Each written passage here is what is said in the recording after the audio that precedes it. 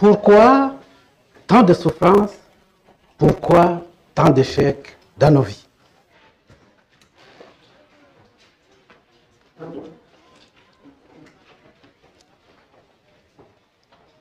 Le prophète Agé, dans le premier chapitre de son livre, au verset 6 à 7, nous donne la réponse. Il nous dit ceci. Vous semez beaucoup et vous recueillez peu. Vous mangez et vous n'êtes pas rassasiés. Vous buvez et vous n'êtes pas désaltérés. Vous avez toujours soif. Vous êtes vêtus et vous n'avez pas chaud. Vous avez toujours froid. Le salaire de celui qui est à gage, celui qui travaille, tombe dans un sac percé. Oui, dans une bourse trouée. Ainsi parle l'Éternel des armées. Considérez attentivement vos voies.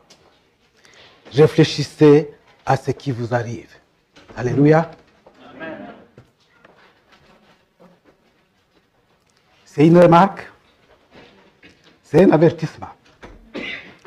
Pourquoi tant d'échecs? Pourquoi tant de souffrances dans nos vies? Pourquoi nous semons beaucoup? Et au final, il n'y a plus rien comme récolte. Quand on te dit, réfléchissez à ce qui vous arrive, cela signifie tout simplement que tu as connu mieux que ce que tu vis actuellement. Mais alors pourquoi? Oui, pour n'avoir pas marché d'une manière digne de l'appel que nous avons reçu. Pour n'avoir pas marché selon la pensée du Christ. Ce que tu vis peut être la conséquence de tes actes. Alors, si cela est vrai, nous n'avons plus qu'à nous repentir. Beaucoup de personnes souffrent de maux divers, au point qu'elles cherchent de tous côtés un moyen pour être soulagées. Mais les jours passent, les semaines passent, les mois passent, les années s'enchaînent, et toujours sans solution. On a cherché du secours de la famille, on a pris conseil auprès des amis, on a été consulter les psychologues, on s'est enfermé dans une activité professionnelle pour essayer de s'échapper de soi-même. On a même fréquenté de nombreuses églises pour essayer d'y retrouver la quiétude. Rien n'y fait. Les problèmes attirent et l'on a envie d'abandonner la bataille. C'est ainsi qu'intervient le prophète Agé. Plus de 500 ans avant l'arrivée de notre Seigneur Jésus-Christ. Et il parle de la part de Dieu. Il décrit la situation de cette époque-là. Elle est pratiquement semblable à la situation que nous vivons actuellement. Alors, mes frères, mes bien-aimés, pourquoi donc tant de souffrances et tant d'échecs dans nos vies? L'Éternel répond, c'est à cause de ma maison qui est dévastée et vous courez chacun à sa maison. S'il y a tellement de souffrances dans nos vies, c'est parce que nous avons déserté la maison de notre Père. Oui, à cause de notre égoïsme, à cause de notre orgueil, vous vous occupez uniquement à vous entretenir vous-même et à entretenir vos demeures. Pour avoir abandonné la maison de notre Père, pour avoir abandonné les affaires de notre papa, voilà les catastrophes qui nous arrivent. Vous comptiez sur beaucoup. Et voici, vous avez eu peur. Vous l'avez rentré chez vous, mais j'ai soufflé dessus. Pourquoi? dit l'Éternel des armées, à cause de ma maison qui est détruite, tandis que vous vous empressez chacun pour sa maison.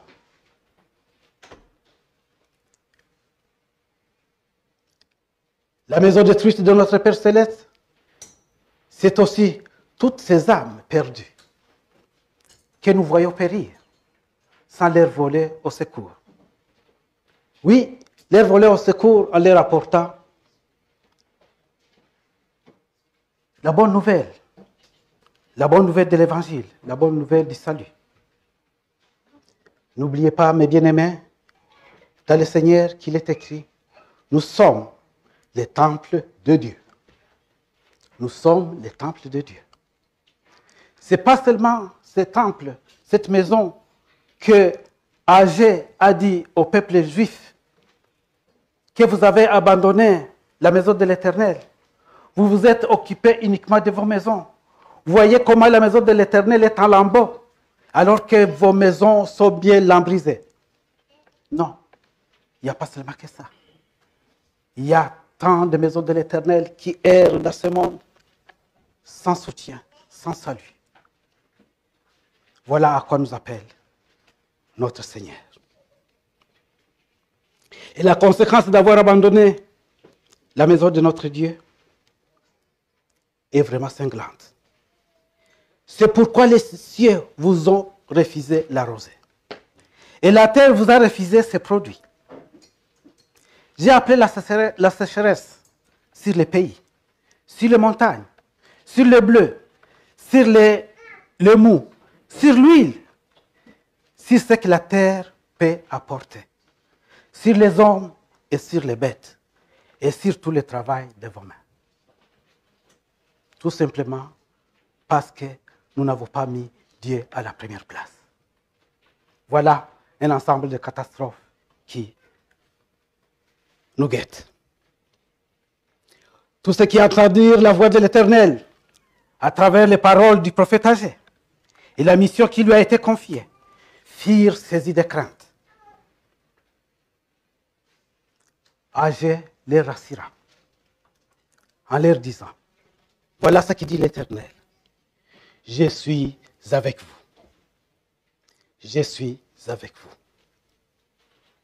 Tendez l'oreille, venez à moi et écoutez et vous vivrez.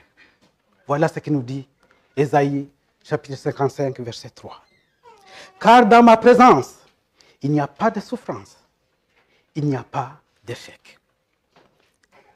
À ceux qui ont écouté cette recommandation de Dieu par la bouche du prophète Ésaïe à son époque et qui ont renoncé à cette mauvaise pratique, Dieu assure encore aujourd'hui à chacun de nous ici présents, je suis avec vous.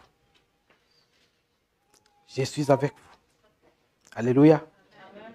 Et ce qui vous reste à faire, c'est de monter sur la montagne, apporter du bois et bâtisser la maison. J'en aurai de la joie. Je serai glorifié. Voilà ce que dit l'Éternel. Allez à la montagne, allez chercher du bois et venez construire ma maison. J'en aurai de la joie. Et quand le Père a la joie, il distribue ses bénédictions. Il fait couler ses bénédictions. Alléluia. Amen.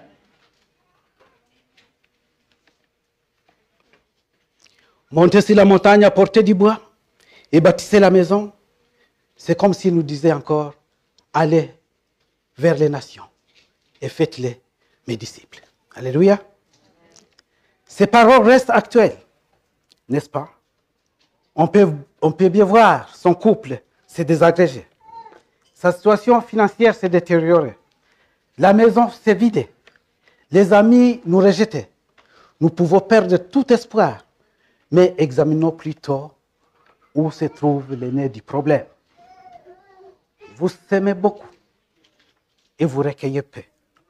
Vous mangez et vous n'êtes pas rassasiés. Vous buvez et vous n'êtes pas désaltérés. Vous êtes vêtus et vous n'avez pas chaud. Le salaire de celui qui travaille tombe dans un sac percé. Alors, voilà pourquoi tant de souffrances et tant d'échecs dans nos vies. C'est à cause de la désobéissance. La première des choses à faire, mes bien-aimés, pour que nous puissions avoir une vie non misérable, c'est de reconsidérer attentivement nos voies. De reconnaître que nous avons mis Dieu en dehors, car nous avons refusé d'écouter sa parole. Oui, écouter sa parole pour marcher dans nos propres voies et chercher nos propres intérêts. Nous avons refusé d'écouter sa parole. Quand on dit à un enfant, tu n'écoutes pas, cela signifie tout simplement qu'on lui donne des conseils et il fait autre chose. Et nous, ici, on nous dit que nous n'écoutons pas la parole de notre Dieu. Oui, nous marchons dans nos propres voies. Il nous dit, suivez ce chemin, nous prenons un autre chemin. Seule la parole de Dieu est capable de révéler à l'homme ce qu'il est effectivement. La parole de Dieu agit comme un miroir, selon qu'il est écrit dans Jacques, chapitre 1, versets 23 à 24. Je lis. Si quelqu'un écoute la parole sans la mettre en pratique, il est semblable à un homme qui observe son visage naturel dans un miroir. Il s'est observé lui-même, s'en est allé, et aussitôt il a oublié comme il était. Voilà pourquoi il y a tant de souffrances et tant d'échecs dans nos vies. Nous nous regardons dans les miroirs. Nous voyons notre propre visage. Et nous nous détournons du miroir, nous oublions ce que nous avons vu. Les miroirs, vous le savez, est l'un des premiers objets auxquels nous avons affaire le matin, quand nous nous levons. Alors qu'on se coiffe, avant qu'on ait contact avec quelqu'un d'autre, les miroirs nous renvoient notre propre image. Les miroirs nous diront si notre cravate est droite et si les cheveux sont correctement peignés et si le rouge à lèvres est bien posé sur les lèvres pour les dames. Le miroir ne peut pas mentir et la Bible, qui est la parole de Dieu, est comparée à un miroir. Il est essentiel de s'y regarder à chaque instant. À la différence du miroir, la parole de Dieu renseigne peu sur notre aspect extérieur, mais beaucoup plus sur notre état intérieur. Tout comme le miroir te dit la vérité sur ton aspect physique et ne te fait pas grâce du moindre défaut de ton visage, la parole de Dieu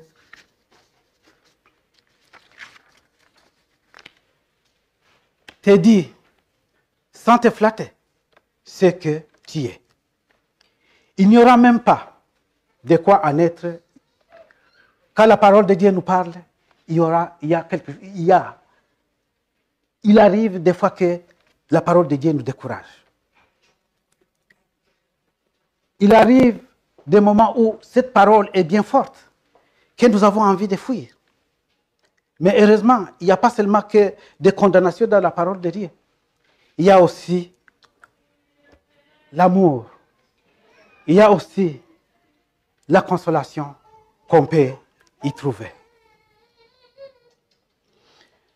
Même dans le temps, dans la tristesse que présentent nos visages, la tristesse intérieure de notre cœur, c'est la parole de Dieu peut y remédier. Cette œuvre de la parole de Dieu n'est pas un acte artificiel. Un acte artificiel comme le fond de teint qu'appliquent nos mamans sur le visage, juste pour gommer quelques aspérités, pour cacher une cicatrice. La parole de Dieu, le travail qu'il fait en nous, n'est pas un travail superficiel. C'est un travail de profondeur. C'est un travail qui va au fond de nous-mêmes et qui nous transforme.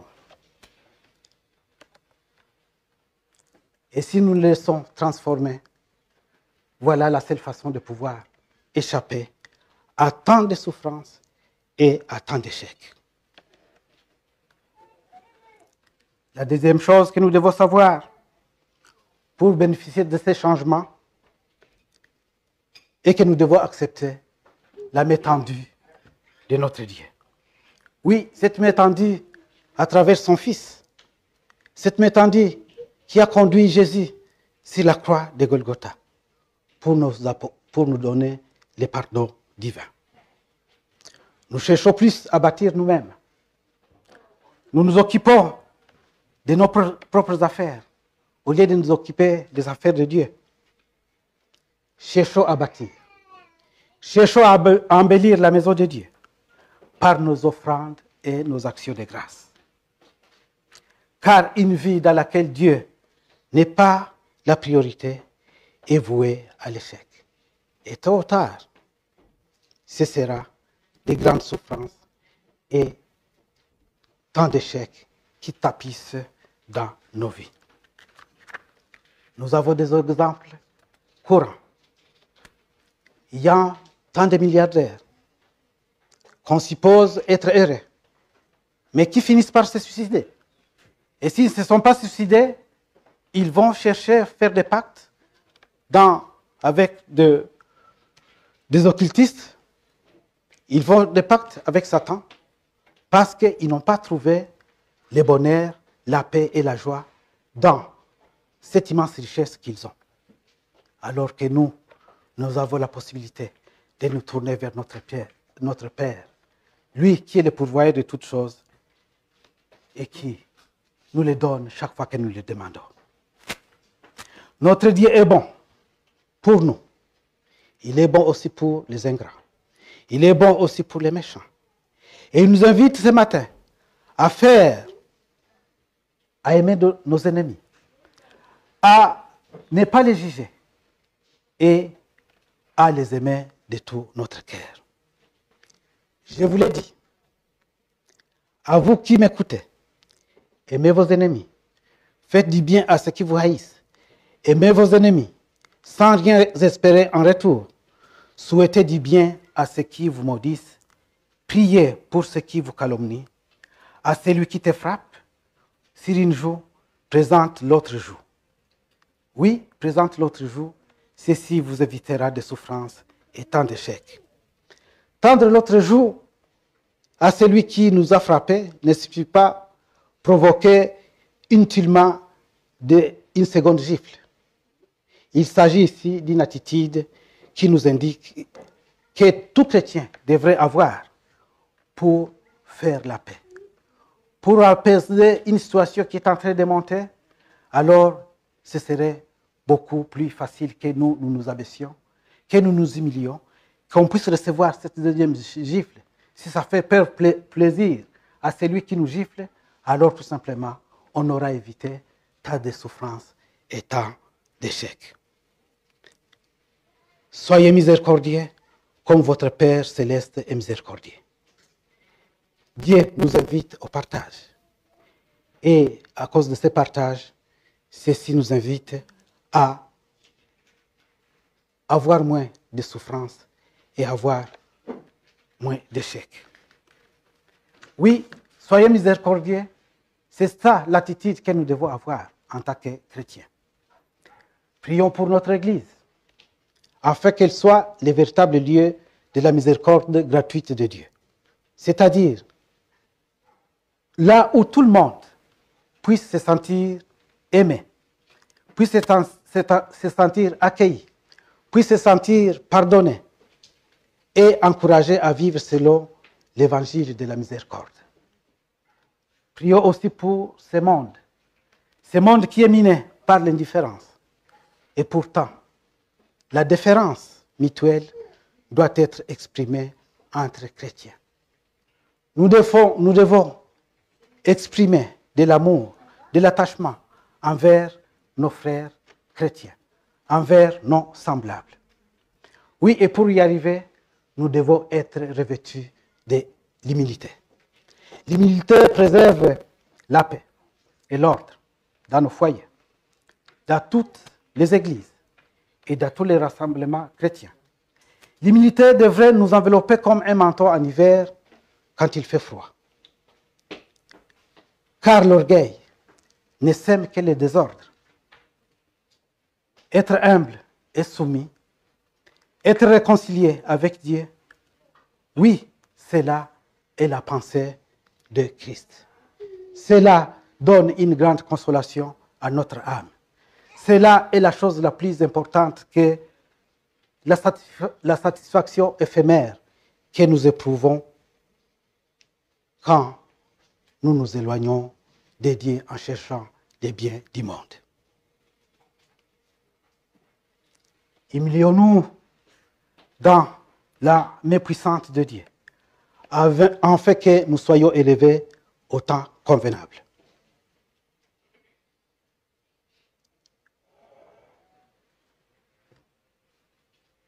Soyons donc humbles sous le regard de Dieu. Déposons devant lui tous nos soucis, qu'ils soient personnels, familiaux, présents ou futurs, ceux des autres, ceux de l'Église. Oui, amenons tous ces soucis-là auprès de notre Seigneur et il va nous donner les repos de nos âmes, les repos de nos cœurs. C'est avec humilité que Job a fait cette remarque. Job chapitre 4, versets 8 à 9. Pour moi, c'est Job qui parle. Je l'ai vu. Ceux qui labourent l'iniquité et qui sèment l'injustice en moissonnent les fruits. Ils périssent par le souffle de Dieu. Ils sont consumés par les vents de sa colère. Comme qui dit, qui sème les vents récolte la tempête. Job dit, je l'ai vu, c'est lui qui sème l'iniquité. C'est lui qui sème l'iniquité, c'est lui qui sème l'injustice, en récolte les fruits. Ce que tu ne veux pas que ton prochain fasse pour toi, ne le fais pas aussi pour lui. Alléluia. Pour sortir des griffes de Satan, les disciples doivent être obéissants et doivent marcher selon la pensée du Christ. C'est l'unique clé. On n'a pas 4 solutions. C'est l'unique chemin. L'état d'obéir et de mettre Dieu à la première place et de faire confiance à Dieu seul, c'est maintenant et pas demain. Ne nous appuyons plus sur notre propre sagesse, notre propre intelligence, nos expériences, nos connaissances, mais appuyons-nous sur la parole de Dieu. Appuyons-nous sur la parole de Dieu. Équipons-nous de sa puissance, de l'autorité de son Esprit Saint. Et en ayant été revêtus de la puissance du Saint-Esprit, nous pouvons braver tous les obstacles et nous pouvons être des témoins fidèles de son royaume. Oui, nous avons l'exemple, bien par là, de cet homme qui vivait dans les cimetières. C'est lui qu'on appelle l'homme de Gadara. Cet homme-là a vu sa vie transformée. Il a vu sa vie transformée quand il s'est approché de Jésus. Il nous est dit dans Luc chapitre 8, verset 26 à 29, cet homme voya Jésus, il poussa un cri et tomba à ses pieds. Ça, c'est la soumission. Et les démons sortirent de cet homme, sur l'ordre du Seigneur. Et par la suite, le Seigneur envoya cet homme dans sa maison, avec une mission. Retourne chez toi et raconte ce que le Seigneur a fait pour toi. Est-ce que, mes bien-aimés, est-ce que nous racontons les bienfaits que le Seigneur a fait pour nous? Est-ce que nous racontons les bienfaits que Dieu a fait pour nous pour encourager les âmes perdues à venir vers le Seigneur? La parole de ce matin nous y invite. Si le Seigneur a dit à cet homme, retourne chez toi et raconte ce que le Seigneur a fait, il avait 3 missions. Il devenait ainsi l'évangéliste de la bonne nouvelle dans sa famille et dans son terroir.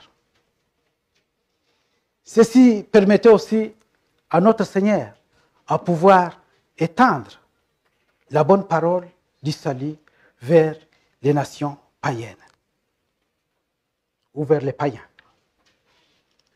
L'homme de Gadara fut libéré. Il fut transformé. Oui, il est reparti avec une nouvelle identité.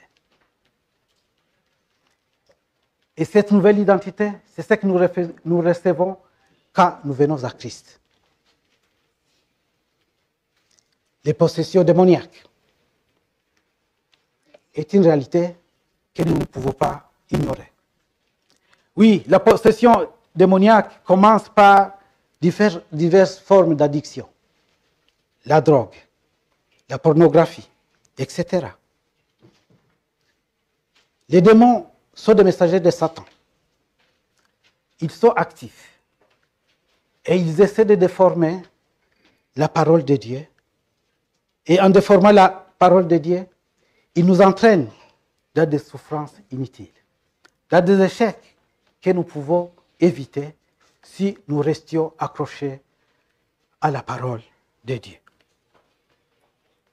Oui, les sépulcres représentent la mort éternelle. Les sépulcres, les tombes dans lesquelles vivait l'homme de Gadara, représentent la mort éternelle. L'enfer qu'on pourra vivre éternellement dans les cas où on n'a pas pu marcher selon la volonté de notre Père.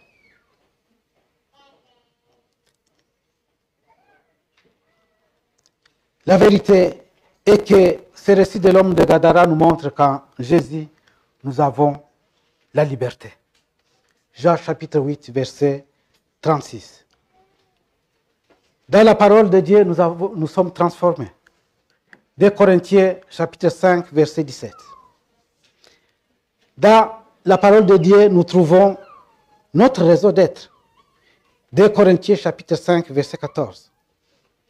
Oui, nous trouverons notre raison d'être, comme jadis, dans les jardins d'Éden.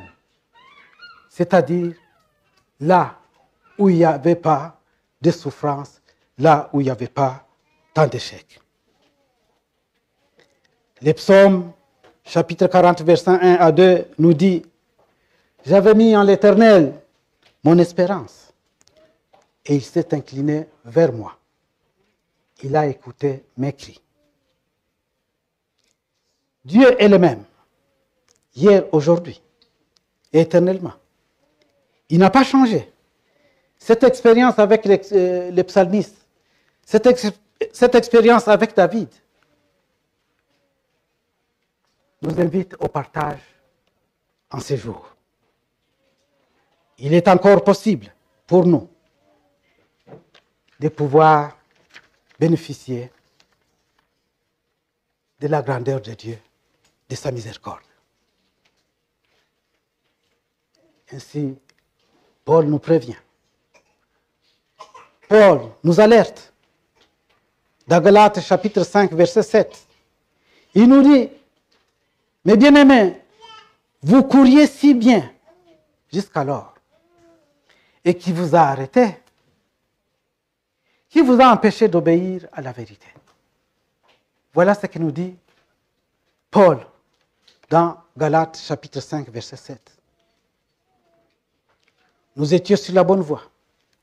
On marchait avec le Seigneur. Mais tout d'un coup, nous nous arrêtons net. Nous refusons de le suivre.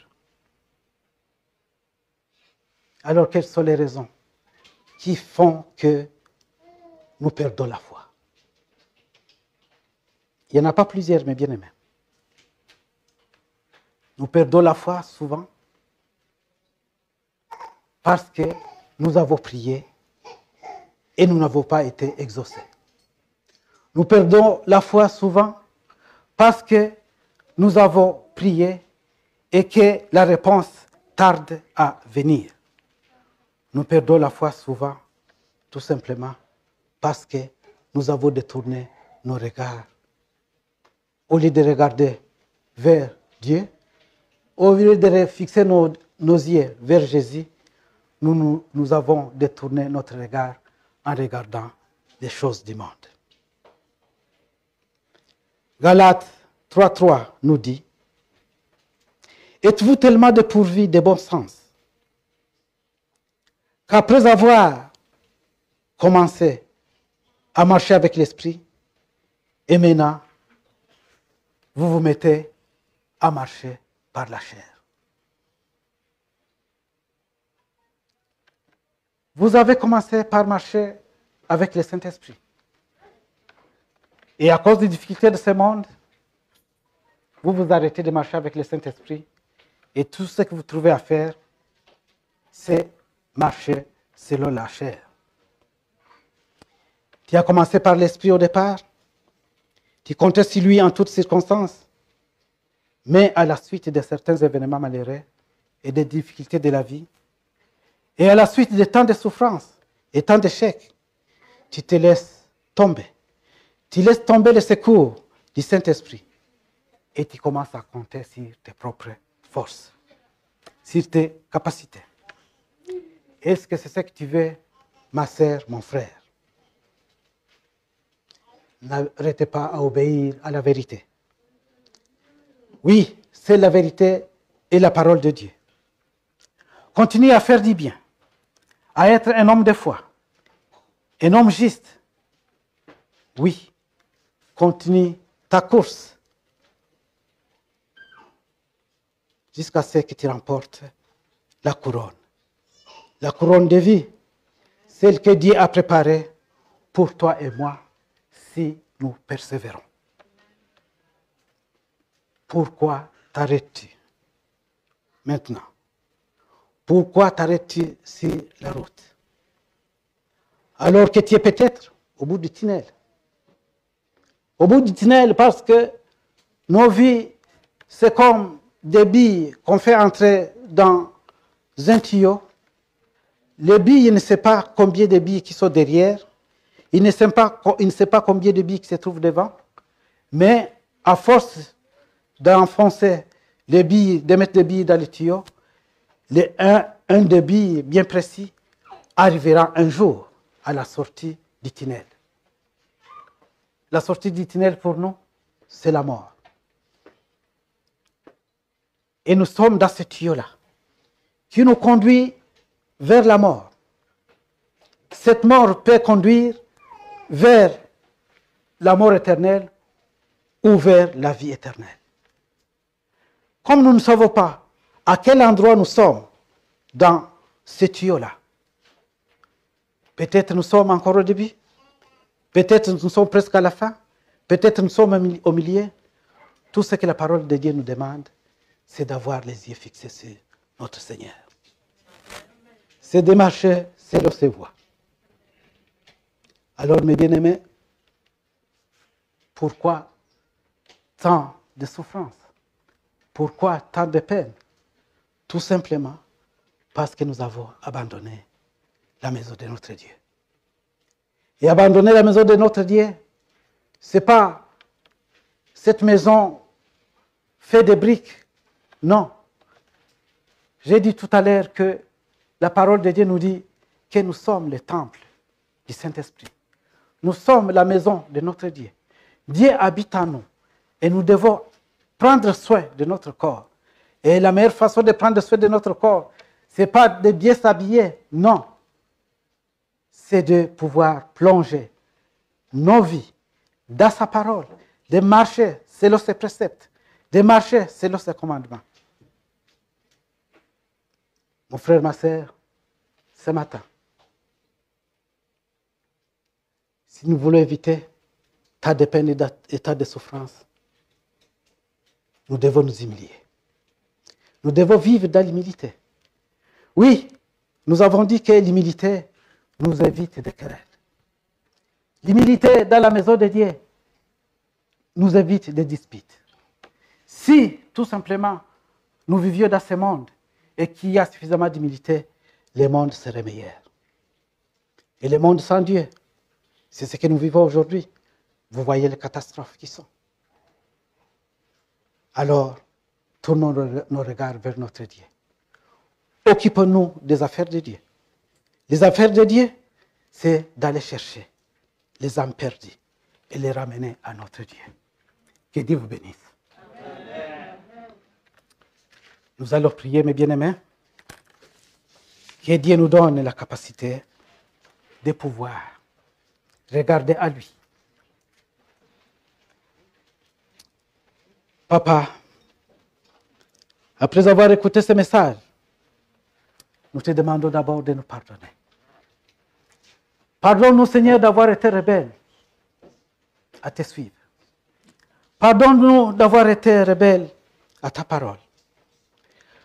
Pardonne-nous de nous avoir détournés de ta maison. Pardonne-nous, Seigneur, d'avoir laissé de périr ta maison. Oui, Éternel, que ton Esprit Saint nous aide à pouvoir nous tourner vers toi. Parce que le salut vient de toi, Éternel. Il n'y a que dans ta maison qu'il y a la joie. Car c'est dans ta maison qu'il y a la paix au Dieu de gloire. C'est dans ta maison qu'il y a, Seigneur, l'amour. C'est dans ta maison qu'il y a la guérison. Papa, nous souhaitons vivre tout près de toi, au pied de ta croix, devant ton autel, Seigneur. Nous voudrons y demeurer toute la vie. Comme David a dit, j'aime quand on me dit d'aller dans la maison du Seigneur. Oui, c'est parce qu'il sait que c'est là où il y a la joie. C'est là où il y a la paix. C'est là où il y a l'amour. Papa, c'est ce que nous voulons vivre. Nous voulons vivre ton amour entre frères et sœurs. Nous voulons vivre ton amour, Seigneur, et le répandre partout dans le monde, auprès de nos semblables, au Dieu de gloire. Papa, nous ne pouvons pas y arriver sans que, Seigneur, nous soyons soutenus par ton Esprit Saint.